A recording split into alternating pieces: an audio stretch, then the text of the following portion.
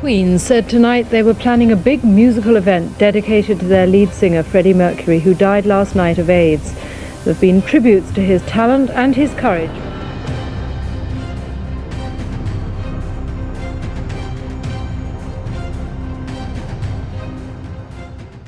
When legendary bands achieve the iconic status of Queen, the public often assumes perfect harmony existed behind the scenes. The reality, however, is always more complex. While headlines suggesting Freddie Mercury secretly hated Brian May grossly mischaracterize their relationship, examining Queen's history reveals a nuanced picture of creative tensions, professional disagreements, and occasional personal conflicts that ultimately contributed to their musical greatness. Queen's story begins with Brian May and Roger Taylor's band Smile, which Freddie Mercury, then still using his birth name Farrokh Bulsara, would frequently watch perform. When Smile's original vocalist Tim Staffel left in 1970, Mercury stepped in, suggesting the name change to Queen and bringing a dramatically different energy to the group.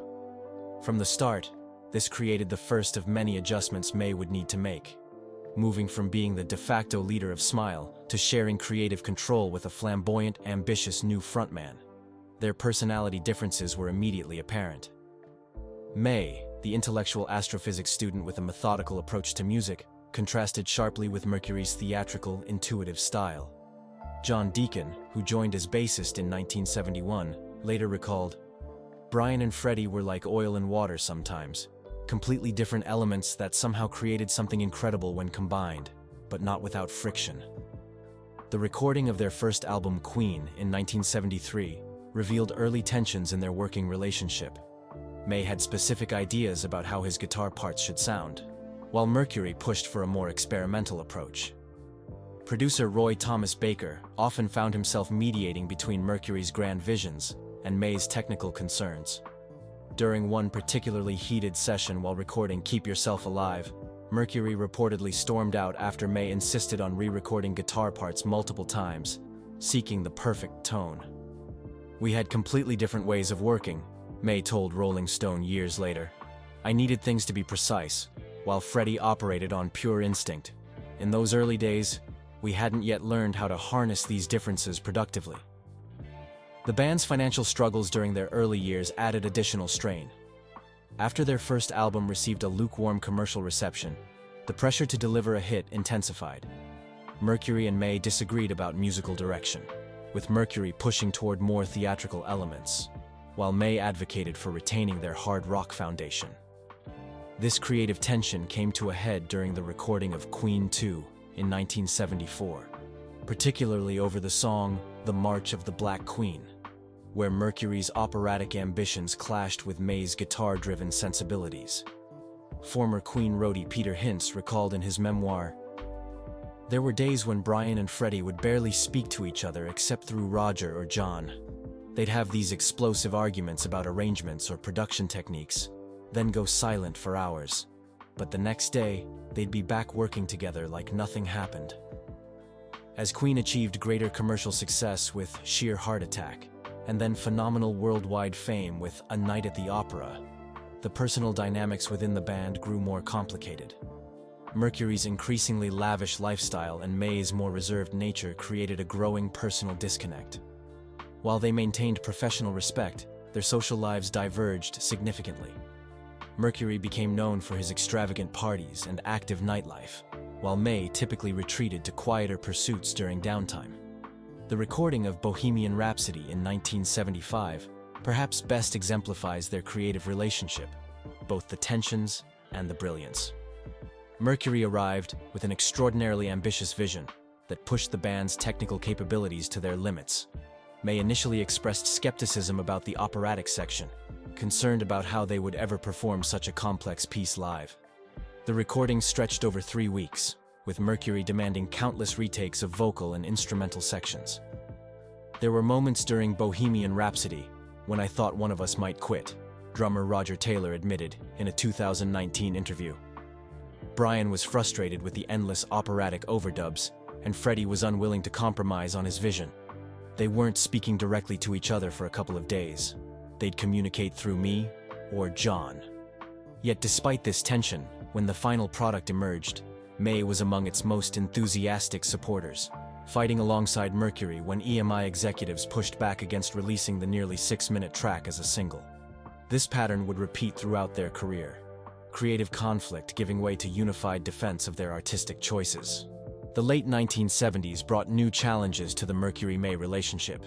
The disco-influenced direction of "Another One Bites the Dust" created significant tension, with May reportedly opposing the stylistic shift. John Deacon, who wrote the track, sided with Mercury in pushing for its release as a single, a decision that resulted in one of their biggest hits but contributed to ongoing creative disagreements. During this period, the band's unusual songwriting arrangement, wherein each member could bring compositions to the group and retained primary creative control over their own songs, both preserved the peace and created tension. While this approach prevented complete creative deadlock, it also led to battles over which tracks would make the final album cuts and be released as singles. The recording sessions for Hot Space in 1982 marked perhaps the lowest point in the Mercury-May professional relationship. The album's funk and dance influences represented a dramatic departure from Queen's rock roots, leaving May particularly dissatisfied. During these sessions, Mercury and May clashed repeatedly over the album's direction, with May feeling his guitar was being marginalized in the new sound. "We were pulling in completely different directions," May recounted in a later interview. "Fred was deeply inspired by the club scene and artists like Michael Jackson, while I was still thinking in terms of rock dynamics. We had some of our most heated arguments during those sessions." These tensions manifested most publicly during the band's appearance on Saturday Night Live in 1982, where careful observers noted the strained interactions between Mercury and May both on stage and during backstage moments captured by cameras. Their performance of Hot Space tracks lacked the usual electric chemistry, with May appearing noticeably less engaged than during performances of their classic rock material. The pressure of constant touring added another dimension to their occasionally strained relationship. Life on the road created natural irritations, with Mercury and May's different approaches to pre-show preparation causing friction. May preferred quiet preparation and meticulous sound checks, while Mercury often skipped sound checks entirely, preferring to preserve his voice and energy for the actual performance. Personal assistant Peter Freestone noted in his memoir, "They had completely different needs on tour. Brian wanted everything technically perfect and would spend hours testing equipment. Freddie just wanted to ensure his voice was in top condition and couldn't understand why Brian would exhaust himself before the show even began." The mid-1980s introduced new complications as Mercury began exploring solo projects, including his collaboration with opera singer Montserrat Caballé. May similarly pursued outside work, releasing the Starfleet Project mini-album featuring Eddie Van Halen. While these separate endeavors provided a necessary creative outlet and temporary break from internal band tensions, they also created scheduling conflicts and questions about commitment to Queen. The band's controversial decision to perform at Sun City in apartheid-era South Africa in 1984 reportedly caused significant disagreement between Mercury and May, with Mercury initially more focused on the professional opportunity, while May expressed more concern about the political implications. They ultimately performed the shows, but later expressed regret, with both donating to anti-apartheid causes. During Live Aid in 1985, however, any personal or creative differences were temporarily set aside. Their 20-minute performance, widely regarded as one of the greatest live rock performances ever, showcased the undeniable magic that happened when Mercury and May's different energies combined on stage. Backstage footage from that day shows genuine camaraderie between them, a reminder that despite their differences, a fundamental professional respect and shared mission always remained. The recording of A Kind of Magic in 1986 demonstrated how the band had evolved in handling their creative differences. While Mercury and May still disagreed about certain production elements, they had developed more effective communication methods. Producer David Bowie, who had worked with the band on Under Pressure, observed, "They'd learned to argue productively. The passionate disagreements were still there, but they'd developed a shorthand for working through them, without the dramatic exits and silent treatments of earlier years." Throughout all these professional challenges, it's important to note that the personal relationship between Mercury and May was complex, but never characterized by hatred. Former Queen road manager Jerry Stickles emphasized, "They weren't natural best friends. They probably wouldn't have chosen each other as companions if they weren't in a band together. But there was always deep respect, and in times of real crisis, they were there for each other without question. This became particularly evident during Mercury's final years. When Mercury revealed his AIDS diagnosis to the band before it became public knowledge, May's response was one of unwavering support. The creative differences that had sometimes created distance between them became utterly insignificant in the face of Mercury's illness. During the recording of Innuendo and Made in Heaven, Mercury's final works with Queen, the dynamic between Mercury and May transformed profoundly. May later described this period as one where all the nonsense fell away. Despite Mercury's declining health, he remained determined to create as much music as possible in his remaining time. May, in turn, did everything he could to facilitate this, bringing recording equipment to Mercury's home when he became too ill to travel to the studio. Fred would sometimes only have an hour or two of energy each day, May recalled in a 2011 documentary. But he'd insist on using every minute of it. There was no time for our usual creative arguments. We just had to make it work. It gave us a new appreciation for what really mattered between us. Perhaps the most poignant example of their complicated but ultimately respectful relationship came during the recording of Mother Love, the last track Mercury ever recorded. When Mercury became too exhausted to complete the final verse, May stepped in to finish the song, a symbolic handover that spoke volumes about their musical partnership. Mercury trusted May to complete his final creative statement, while May honored Mercury's vision rather than imposing his own. After Mercury's death in 1991, May became one of the most devoted guardians of his legacy, consistently speaking of him with admiration and affection. While never glossing over their creative differences, May has always emphasized that their occasional conflicts were productive rather than destructive. "We pushed each other to be better," he stated in a 2018 interview. "That's very different from disliking someone." Queen's former manager Jim Beach perhaps best summarized their relationship. "They were like brothers who sometimes couldn't stand each other, but would never let anyone else criticize the other."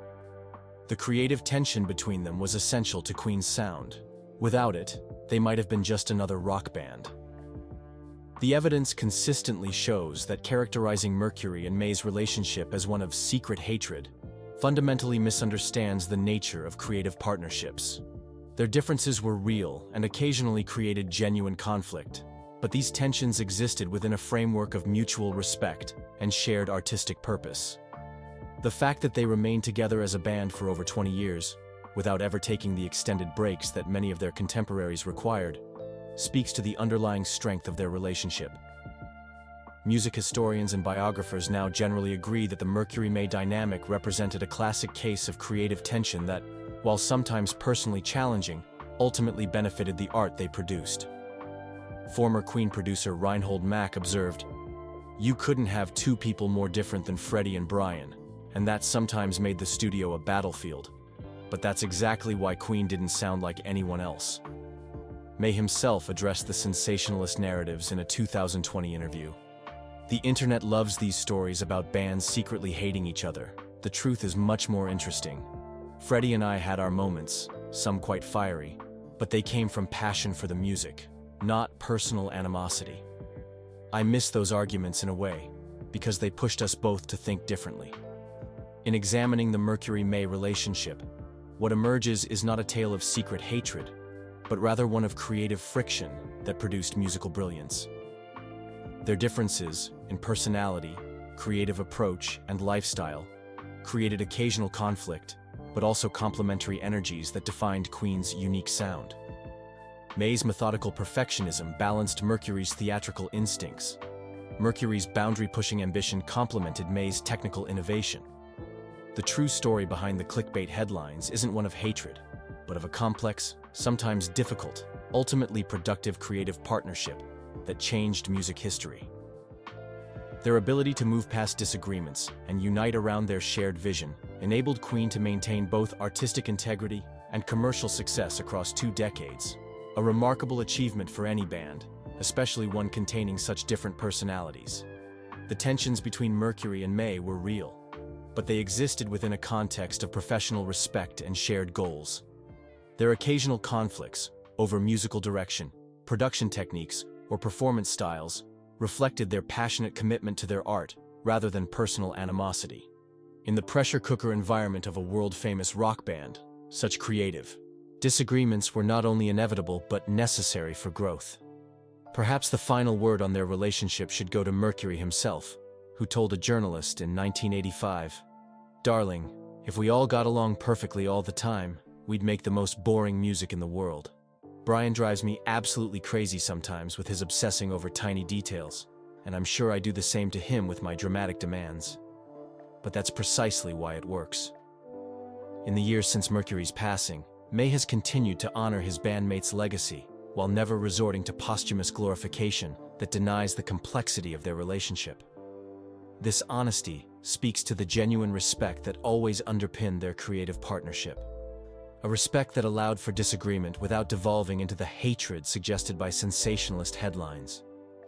The Mercury-May relationship reminds us that great creative partnerships aren't necessarily the easiest ones. The same differences that created occasional conflict also sparked the creative tension that produced Bohemian Rhapsody, We Will Rock You, Somebody to Love, and countless other innovative tracks that defined an era. Their ability to harness this tension, rather than being destroyed by it, stands as their greatest achievement, one that resulted in some of the most beloved music of the 20th century. So while Freddie Mercury secretly hated this one co-star makes for an attention-grabbing headline, the reality of the Mercury-May relationship offers a far more nuanced and ultimately more inspiring story. Two wildly different creative forces who sometimes clashed, but ultimately found ways to combine their distinct visions into something greater than either could have achieved alone. That legacy of productive creative tension continues to influence how we understand artistic collaboration today, demonstrating that differences, when approached with underlying respect, can become strengths rather than weaknesses. As Queen's music continues to find new audiences decades after Mercury's death, the partnership that created it stands as evidence that creative greatness rarely emerges from perfect harmony. Sometimes, the most magical music comes from the space between different perspectives, from the productive friction that occurs when unique creative visions collide, conflict, and ultimately combine into something extraordinary.